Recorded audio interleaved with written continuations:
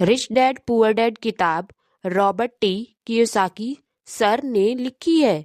इस किताब में उन्होंने अपने जीवन के दो सबसे बड़े इन्फ्लुएंस बताए हैं। एक थे उनके पुअर डैड जो हाईली एजुकेटेड थे, गवर्नमेंट एम्प्लॉय थे और जॉब सिक्योरिटी में बिलीव करते थे।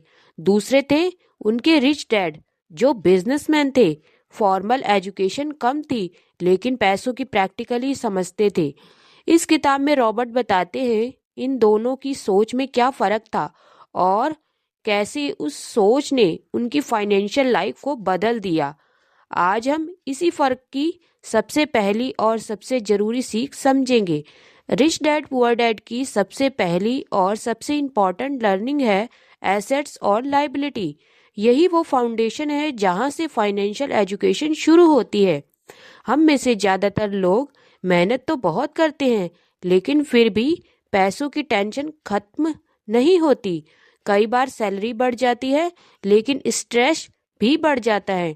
इसका कारण ये नहीं है कि हम मेहनत नहीं कर रहे, बल्कि कारण ये है कि हम पैसों को समझ नहीं रहे।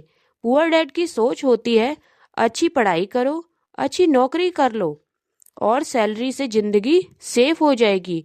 इसी सोच में ज्यादातर लोग मान लेते हैं कि घर एसेट है और नौकरी ही सबसे बड़ी सिक्योरिटी है। रिच डैड यहाँ बिल्कुल अलग सोचता है। वो कहता है मुझे नौकरी नहीं, मुझे कैश फ्लो चाहिए। रिच डैड के लिए एसेट वो है जो सोते समय भी उनकी जेब में पैसा डाले। रिच डैड के अनुसार एसेट वो होता है जो आपकी जेब में पैसा डालता है, जैसे बिजनेस, रेंट, इन्वेस्टमेंट या रॉयल्टी। अगर कोई चीज आपके लिए इनकम जनरेट करती है तो वो है एसेट, और लाइबिलिटी वो होती है जो आपकी जेब से पैसा निकालती है, जैसे EMI, credit card, unnecessary expenses या ऐसा लोन जो इनकम नहीं देता। ये सब लाइबिलिटीज हैं। रिच डैड की सबसे पावरफुल लाइन है if money goes out from your pocket it is not an asset. चाहे सोसाइटी उसे कुछ भी कहे, अगर उससे पैसा बाहर जा रहा है तो वो है एसेट नहीं है। जब अब जरा प्रैक्टिकल सोचिए, आप अपनी जिंदगी में कौन सी चीज आपकी जेब में पैसा डाल रही है और कौन सी चीज पैसा निकाल रही है।